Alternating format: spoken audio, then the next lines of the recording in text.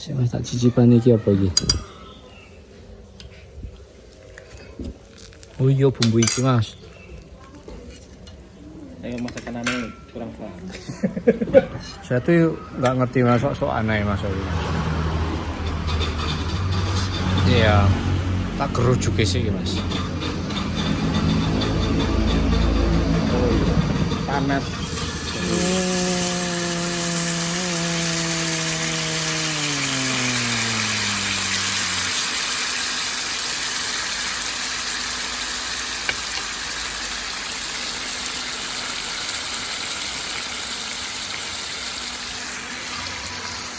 Blok nang kamera.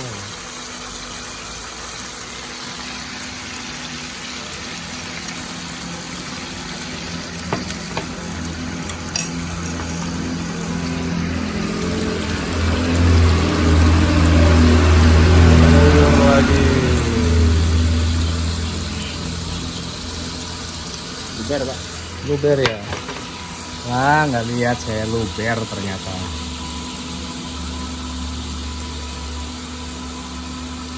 Sudah. Airnya mati Mas. Duh Sri, ya apa Sri? Ya apa Sri, bajune kok mati? Aduh Sri. Saya bilang gitu tuh bukan mustahil barang itu menjadi bagian dari apa ya Mas ya, kebutuhan walaupun mungkin bukan kebutuhan komunikasinya, kebutuhan dalam arti yang lain ya, paham maksud saya. Makanya kalau sampean bilang saya nggak butuh gitu-gitu, itu mungkin secara hati sampean, tapi secara kebutuhan Ya nanti bisa kedepannya jadi. pasti kesana.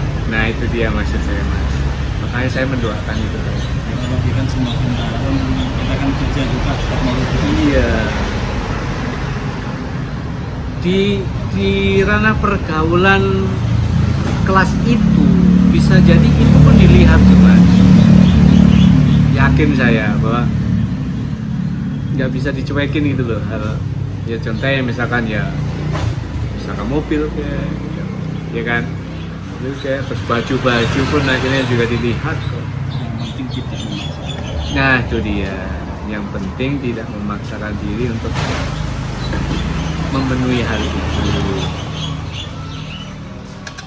Cuman kalau saya lihat memang itu tadi kayak hidup ya, kebutuhan kayak hidup Guru aja dulu kan tapi hafal-hafal dulu.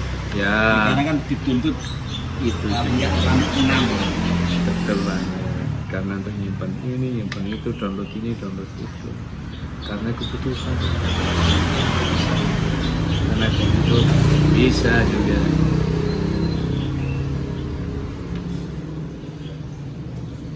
Kalau saya memang ranahnya di situ itu aja, saya nggak mungkin akan masuk ke ruang lingkup yang mengharuskan saya untuk memperhatikan hal itu ya. Makanya saya lebih lagi saya bilang begitu, karena memang tidak akan masuk ke ruang lingkup yang hal-hal semacam itu menjadi keharusan. Kalau saya mah ya udah gini-gini aja, wis seneng dapet ini aja saya sudah seneng banget. Harus nabung. Mana harus ngumpulin lama banget gitu.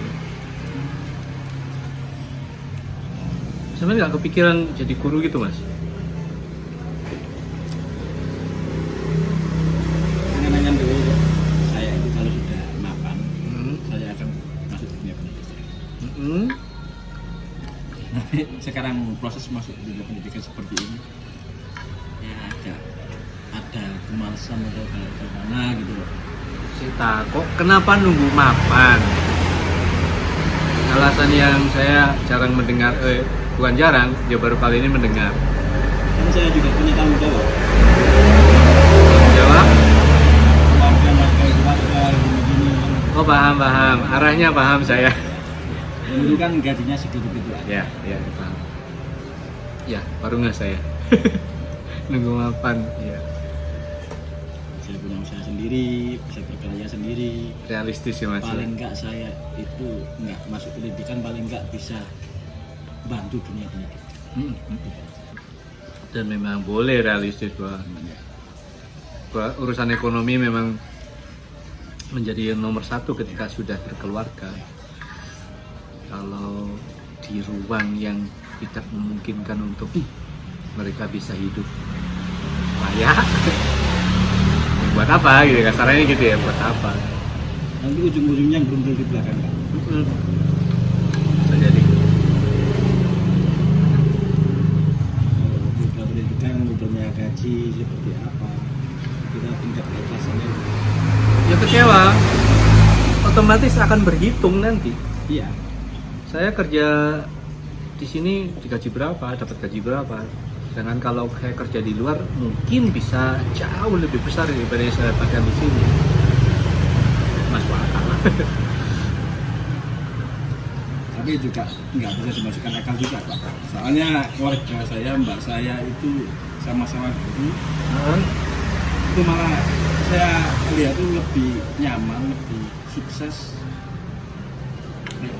Gajinya itu lebih terbuka. Jadi ada perspektif yang lain juga yang artinya apa yang saya sampaikan itu alasan sama itu bukan satu-satunya kan. Ya. Ternyata ada juga orang lain yang walaupun berkecimpung di situ dengan gaji yang pas-pasan ya cukup untuk makan lah, cukup untuk dia menghidupi sehari-hari, sudah merasa puas ya sudah gitu kan. Saya lihat malah lebih nih. Gitu ya. Dia berkali-kali kok beli tanah, mobil juga buat rumah. Itu saya heran. Mungkin ini Pak. ASN bukan? Bukan. Swasta tapi yang memang Bukan di desa juga. Hah? Malah lebih desa, lebih pelosok dari kantor. Terus secara logikanya penghasilannya itu dari apa? Yang mereka bisa bertani, bertani ya. Begitu luas, makan seadanya, benar dari itu. Pola hidup sederhana. Pola hidup sederhana, ya. Ya, namanya pola hidup sederhana berarti ya memang memungkinkan banget untuk menabung ya lebih banyak. Karena ketika pola hidup yang diikuti yang zaman sekarang yang semuanya harus serba punya ya memang kan kayak duit. Tenan itu Mas kan kayak duit. Ora tua aku dewe gitu dia.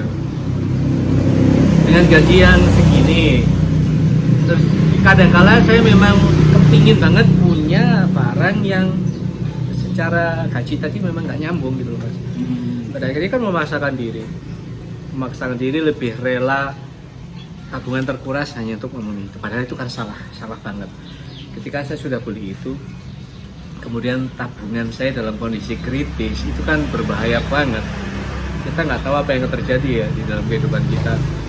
Tiba-tiba butuh duit besar itu kan terus katain oleh nang sopo gitu ya.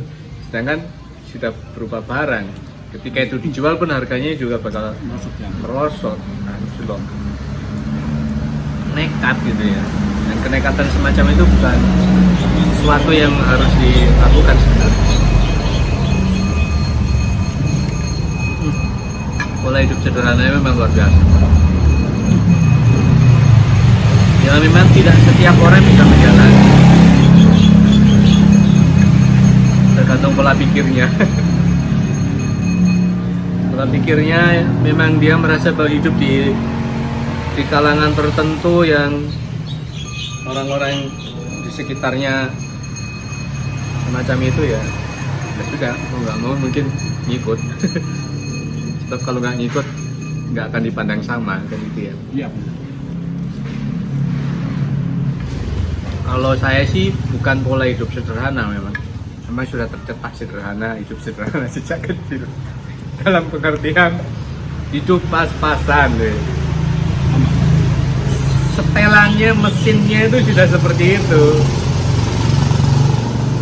Dan ternyata begitu begitu kerja kemudian ada penghasilan tuh istilah balas dendam yang sempat saya pikirkan ketika kecil dulu, nggak semuanya tuh ternyata saya turuti. Kembali lagi Akhirnya mikir. kembali ke kebutuhan. Saya mengedepankan kebutuhan bukan keinginan gitu. Saya telisik lagi apa yang saya pikirkan sebagai sebuah dendam itu ternyata itu keinginan. Padahal saya harus realistis untuk memandang kebutuhan. Ya sekali-kali memang saya ceritakan di awal tadi kepingin beli sesuatu. Tapi kan sebenarnya benda itu, barang itu memang saya gunakan untuk kerja juga. Bukan gaya hidup. Gaya hidup apa orang saya modelnya cuma begini aja mau didandanin sekeren orang-orang yang memang gaya hidupnya ada di situ. Ya tetap aja jomplang gitu ya. Aura itu kelihatan ya, orang-orang yang memang ya dalam arti kaya, hidup enak itu dengan orang yang sok kaya, macam kaya itu kelihatan banget. Nah saya menyadari pasti akan termasuk yang begitu. Seandainya saya macam kaya, orang lain pasti akan tertawa. Karena faktanya saya nggak kaya, buat apa dandan begini? Orang yang kaya betulan itu mas, dandan biasa aja Jadi lebih sederhana dari kita. iya lebih sederhana dari kita dan tetap kelihatan gitu loh, kelihatan auranya tuh emang ini orang punya gitu loh ya. Itu saya sadari, makanya ya udahlah begini aja. Udah amat. Keluarga saya itu sangat menyambut pendidikan. SMA aja nggak lulus, ibu aja SD nggak lulus. Tapi prinsip mereka itu pendidikan nomor satu. Pendidikan buat anak-anaknya nomor satu. Entah itu kalian jadi apapun nggak masalah, yang penting kalian Membuka cakrawala berpikir ini. umur kuliah nanti maju lang sama nggak masalah. Iya. Kelihatan kan cara Betul, Mas. pikirnya orang pendidikan sama Perubahan cara pola pikir itu terjadi memang buat orang yang memang masih menyempatkan mau terus belajar gitu loh. Tapi kuliah kayak apa gitu. Iya bukan bermaksud bahwa orang yang nggak kuliah terus nggak begitu, enggak. Maksudnya ada kemungkinan bahwa ketika kamu melanjutkan sekolah di satu level lagi, ada kemungkinan cara berpikirmu itu akan berubah. Itu maksudnya, bukan pasti gitu, enggak. tapi kalau ujung-ujungnya ke kerjaan kecewa. Ya, banyak orang yang bahkan nggak lulus sekolah pun ternyata pola pikirnya jauh lebih maju daripada yang anak kuliah. Makanya saya nggak memandang bahwa ketika mau masuk kuliah pasti kamu akan, ya bergantung pada keinginan. Sampai kuliahnya asal-asalan, mariana nggak berusaha mencari tahu sebanyak-banyaknya ya wes bakal ngono ae. Tapi beda Pak. Cara berpikirnya orang kuliah meskipun kuliahnya asal masuk ada beda cara berpikirnya juga sudah beda. Ya paling kan nggak maksimal tuh mas. Iya. Dan itu akan bisa aja dikalahkan oleh orang yang nggak kuliah tapi kenceng banget belajar ini itu. Gaulnya sama orang-orang. Itu maksud saya. Benar loh. Akan ada perubahan tapi ya seberapa berubahnya gitu. Kan dibanding orang lain yang mungkin nggak kuliah. Saya ada kopi warna. Apa? Nyala kopi aman. Oh ya. Saya ini masih aktif di kampus. Apa ini? Apa mas? Pesan apa? Saya masih sering nyamperin teman apa Oh. kasih pengarahan mahasiswa siapa. Dulu sampean aktif di senat. Ya, di senat aktif, di ekstra kampus juga aktif. Oh. Ya. Di PMI juga lama. UKM tuh ya? Bukan UKM-nya, malah yang ekstranya. Oh istilahnya. Iya. Masih terus dibutuhkan gitu ya sampai lulus kuliah. Itu macamnya apa? Mood booster. Isinya macam-macam buah. Tak lihat kayak jus jambu gitu. Iya. Kata mbaknya tadi ada stroberinya, ada buah-buah yang lain. Oh, yang menang ada warna merah. Warna merah jambu berarti ini dominan. Rasanya nggak tahu. Betul rasanya yang dominan jambu.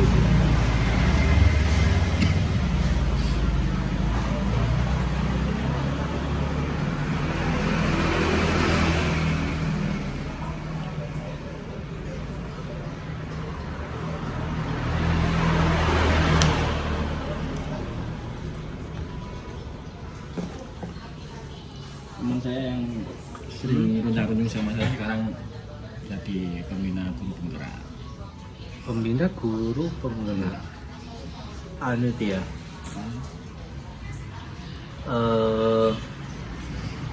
Namanya apa sih namanya sih?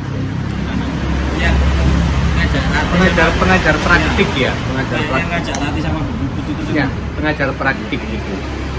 Ya, Yang paling aktif. gitu ya.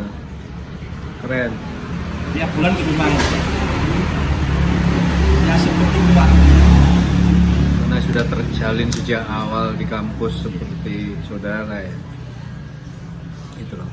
Salah satu hasil itu. Nah, Itu yang benar-benar kuliah, anak itu yang benar-benar kuliah. anak yang benar-benar kuliah gitu. Kalau saya asal kuliah. Saya dapat ilmu juga kan. Saya dapat ilmunya malah di organisasi itu, bukan di dunia kuliah. Oh. Kalau saya ngajar itu bidangnya PAI ya mas? Kalau saya di fisika murni malah. Saya jurusan fisika. UIN kan? Iya. Nggak tahu tak saya saja kalau UIN urusannya dengan aku. Fisika murni. Fisika murni. Oh. Berarti encer tak sampean. Itu saya kuliah berapa tahun? 13 semester saya. Itu karena kasihkan ke organisasi saja mas, bukan karena. Saya sudah semester 8 itu sudah nggak ada kuliah, tinggal skripsi. Iya, iya. Skripsinya tertunda terus itu ya. Ya, sering mundur-mandir ke sana kemari.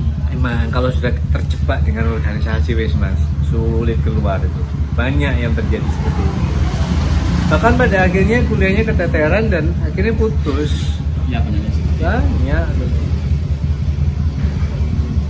Tapi namanya kadung nyaman, akhirnya bodoh amat ya, harus mengorbankan sesuatu yang lebih besar itu jadi bodoh amat. Nanti mungkin belakangan tahu rasanya ruginya itu belakangan. Sekarang sudah tahu, Sudah ya? sudah terasa. Dunia kerja pun saya cara menghitung gini. Ya tanya lagi teman saya itu.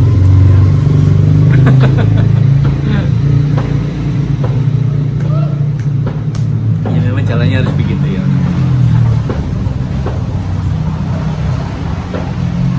Kalau dunia kerja saya fisika itu banyak. Saya kan sekolah tahun baru itu kimia saya ngerancang alat itu banyak fisikanya. Ya.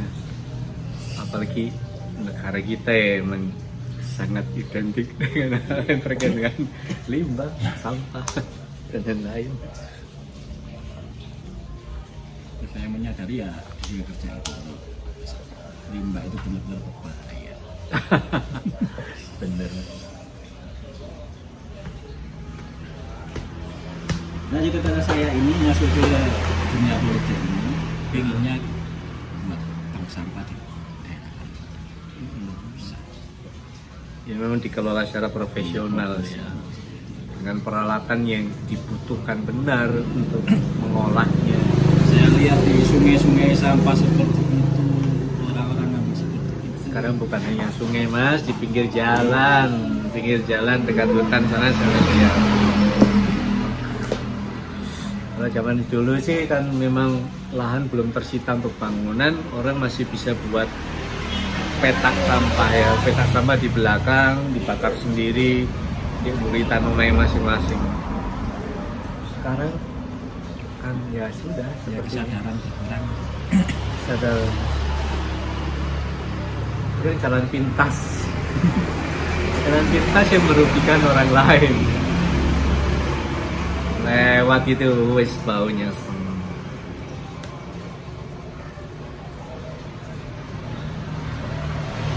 untuk banyak di kali Paris Benar. Iya mas, kembali lagi ya akhirnya ya. mindset berpikir yang penting diutamakan memang materi. Kerja aja jadi duit sebanyak-banyak.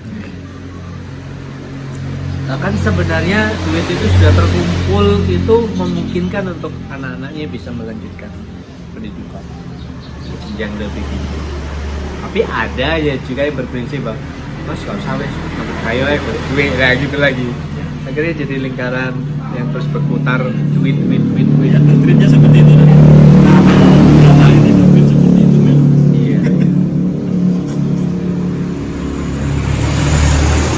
Ya tahu itu ya karena visit ini ke Dusna seperti itu kan gitu.